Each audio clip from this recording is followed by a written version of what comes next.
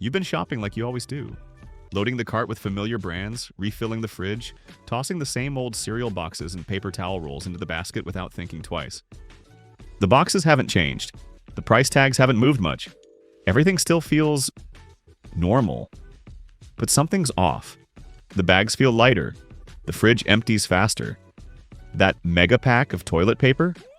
You're replacing it sooner than you remember. And that family-sized cereal box? Suddenly looks more like a solo snack. Turns out you're not imagining it. You're just shopping in the age of shrinkflation, where brands quietly shrink what you get, while charging you exactly the same. Sometimes even more. And it's not a one-off. This has become the model. Over 70% of Americans say they've noticed it. Cereal, chips, toothpaste, dog food, even clothing and vitamins.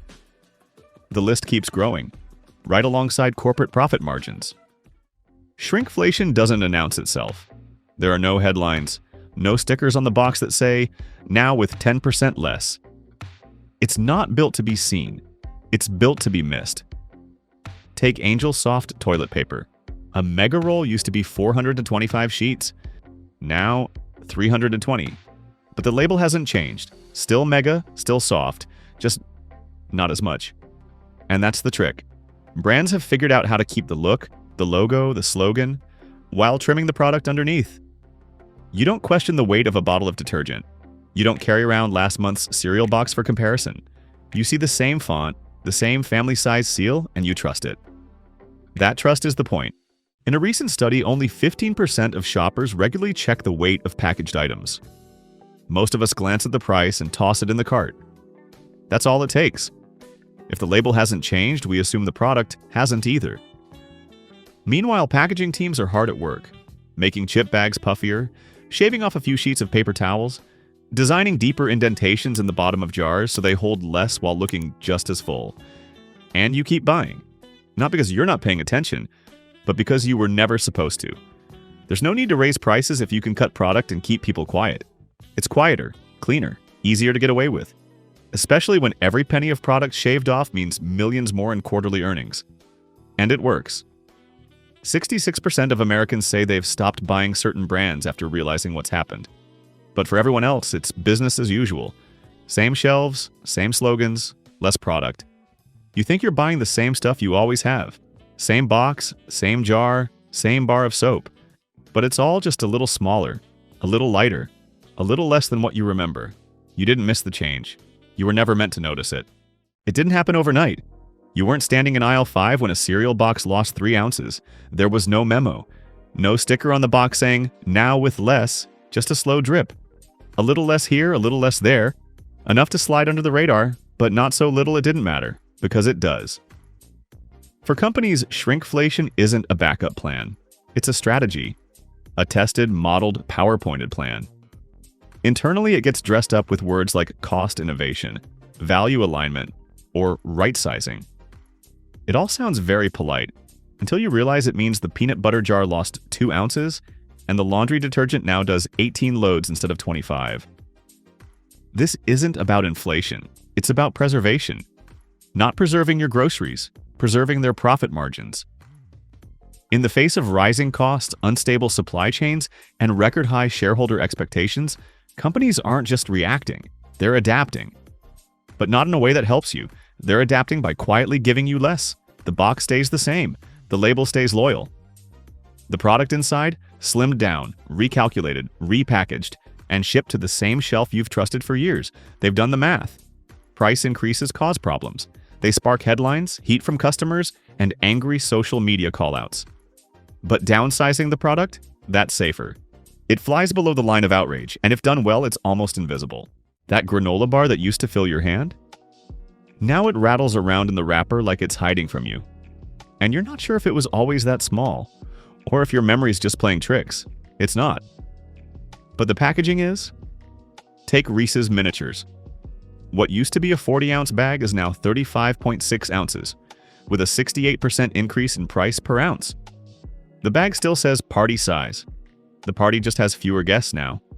Or Frosted Flakes, down from 24 ounces to 21.7 ounces. Still branded family size. Just not a family that's hungry. These aren't glitches. These are corporate models. Behind the scenes, companies test how much they can remove before you notice. They run A/B tests, monitor complaint levels, and track whether reduced product size actually impacts sales. If it doesn't, they shrink again. They know most of us don't weigh our snacks or count the squares on our paper towels. They know packaging can stay the same size while volume drops inside. You don't need to raise prices if you can shave weight in silence. It's cost control without confrontation, and it's not just groceries. Your shampoo? Thinner formula. Your t-shirts? Thinner fabric. Your vitamins? Bigger cotton ball, fewer capsules. Even furniture companies have joined in, swapping out hardwoods for composites, metal screws for plastic clips, all while calling it a design upgrade. This is corporate sleight of hand. You pay the same, you trust the brand, and little by little, you get less. Behind the curtain, shrinkflation now accounts for over 10% of grocery price inflation on selected national brands. Not inflation adjusted, not temporary, just a quiet recalibration of what's considered normal. And it works. In one recent survey, 48% of American shoppers said they've already dropped a brand because they felt duped by shrinkflation. That's nearly half the country. The other half? Still shopping in autopilot, still reaching for the familiar box, still paying for a product that slowly downsized its way into higher profits. But it's not just product volume that's shrinking, it's trust. Because once people realize what's happening, the math gets personal. Not just, I got less cereal, but they knew. And they did it anyway. These aren't corner-cutting companies trying to survive. These are multinational giants who saw a loophole in your attention span and walked right through it. And they'll keep walking. Because shrinkflation doesn't need to fool everyone. Just enough people to stay profitable. By now, it's clear this isn't a phase. Shrinkflation isn't the result of tough times or temporary supply chain hiccups. It's a business model, a quiet one. Profitable, subtle, and widespread enough that most people don't even notice until it's already happened. And it doesn't stop with food. Walk into your wardrobe. That cotton t-shirt from a brand you've bought for years? Lighter, thinner, less durable, same price. The socks wear through faster. The stitching is looser. The material is cheaper. And the brand still calls it a premium basic. Even American Eagle, a company practically wrapped in red, white, and blue, has shifted the majority of its production offshore. Factories in China, Bangladesh, and Vietnam stitch together products meant to feel homegrown. But they're optimized for cost, not longevity. It's not just clothing. Cleaning products, skincare, vitamins, cookware, all downsized, reformulated, repackaged, but still wearing the same mask.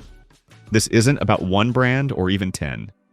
This is about an entire industry learning that consumers don't just forgive, they forget. And when they do notice, there's always a marketing cushion to soften the blow. Sustainability, eco-conscious packaging, minimalist redesigns. It sounds noble, it feels intentional. But behind the buzzwords, the math still tilts the same way. Less product, same price. Even companies that haven't changed their product sizes lean into this culture. They let you assume that a $5 chocolate bar means better ingredients, that a smaller portion is somehow more sophisticated, that less is more, as long as the packaging is matte and the logo is clean. But that's branding, not reality, because here's the truth. The size of your cereal box isn't the only thing being managed. Your expectations are too. Shrinkflation works because it trains you to accept less, over and over, until less becomes the new standard. The economy pack holds less. The family size box gets smaller. The serving suggestion photo on the box is still generous. But the product inside? It's learned how to disappear without making a sound. And brands know exactly how far they can go. They know most shoppers don't compare weight. That many won't run the math on unit prices. That packaging does more than protect the product. It protects the illusion. And that's what shrinkflation really is, an illusion of value, sold 1 ounce at a time. It's the toothpaste tube with more plastic than paste. The cereal box that takes up space but fills half the bowl. The soap bar that melts away faster than it used to. And the strange feeling that everything costs more, even when the number on the shelf hasn't changed. You're not just losing volume, you're losing clarity. Because in a world where product sizes shrink and profits rise, it's not just the goods that feel thinner. It's the trust. People don't walk away from brands because they got 3 fewer sheets of paper towel. They walk away because someone made that choice and assumed they wouldn't notice. Because the packaging looked the same. Because the marketing hit the right note. Because they thought you wouldn't check, but now you will. You'll look at that value size label and wonder what changed. You'll check the ounces. You'll flip the jar over. You'll start asking who benefits when less becomes the norm and who's quietly counting on you to stay quiet. Because this isn't about toothpaste or tortilla chips anymore. It's about the quiet deals happening behind the barcode, the slow erosion of value, the story being sold on the front of the box, and the reality hiding in the fine print. They thought you wouldn't notice, but now you do.